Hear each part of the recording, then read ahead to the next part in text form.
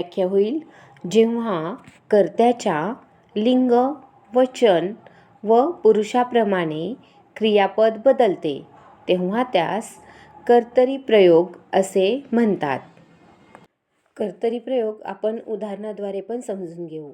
उदाहरणार्थ, राम चेंडू खेळतो हे मूळ वाक्य आहे. याच्यामध्ये राम हा कर्ता आहे, चेंडू हे कर्म आहे आणि खेळतो हे क्रियापद आहे. आता याचं बदललेलं वाक्य होईल रीना चेंडू खेळते.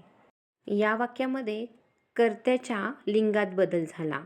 दुसरं वाक्य आहे मुले चेंडू खेळतात. या वाक्यात कर्त्याच्या वचनामध्ये बदल झाला. तर आपलं तिसरं वाक्य होईल मी चेंडू खेळतो. तर याच्यात कर्त्याच्या पुरुषमध्ये बदल झाला.